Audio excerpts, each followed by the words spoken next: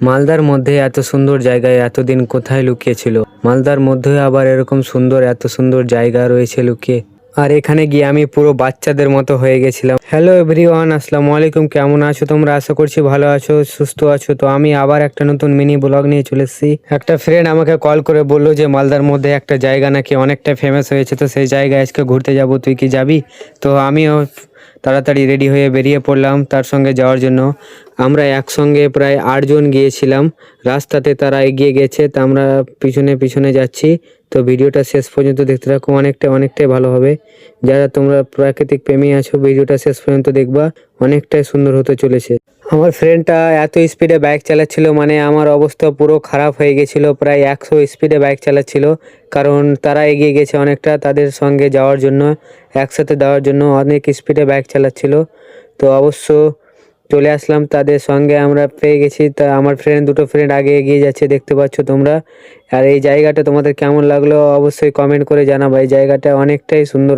তারপর আমরা এই গ্রামটা পার করে চলে আসলাম আমরা মেন রোডে। তো এখান থেকে আমাদেরকে চলে যেতে হবে সুস্তানি মোড়। সুস্তানি মোড় গিয়ে তারপরে আমাদেরকে রাস্তাটা চিনতে পারবো আমরা, কারণ প্রথম যাচ্ছি, এবার কোথায় আছে না আছে আমরা কিছু চিনি না।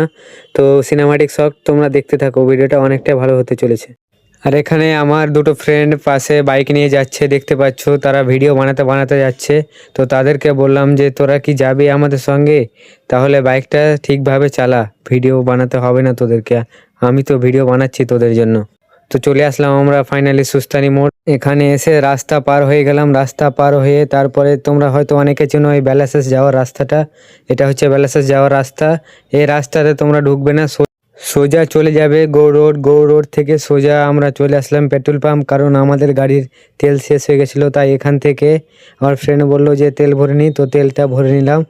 এখান থেকে আমরা আবার বেরিয়ে পড়লাম সে রাস্তা যাওয়ার জন্য, যে রাস্তাতে আমাদের মিনি পেহেলগাঁও আছে। তো ভিডিওটা দেখো তোমরা, আর অবশ্যই কমেন্ট করে জানাবা। তো চলে আসলাম এসে তোমাদেরকে অ্যাড্রেসটা আমি দেখিয়ে দিচ্ছি। সোজা 3-4 কিলোমিটার চলে আসার পরে এই গৌড় স্কুলটা দেখতে পাবে তোমরা। এই গৌড় স্কুলটা, তারপরে এটা হচ্ছে তোমাদের লোকেশন। মানে এই বাড়িটা দেখতে পেলে তোমরা বুঝে যাবে যে আমরা চলে এসেছি সেই জায়গাতে। সেই জায়গাটায় এসে এখানে আমরা গাড়িটা পার্ক করে দিলাম।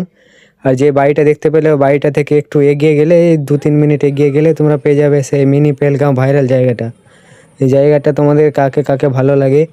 এই জায়গাটা আসলাম তো দেখলাম অনেকটাই ভালো লাগলো, কারণ এগুলো হচ্ছে পিকনিক স্পটের জন্য অনেকটা সুন্দর, কারণ ফ্যামিলি নিয়ে পিকনিক করা অনেকটাই ভালো হয়। এই জায়গাতে অনেকটা ফটো শ্যুট করলাম আমরা, সেগুলো আমি ফেসবুক পেজে পোস্ট করে দেবো, তোমরা আমার ফেসবুক পেজে গিয়ে দেখে নেবে। তো জায়গাটা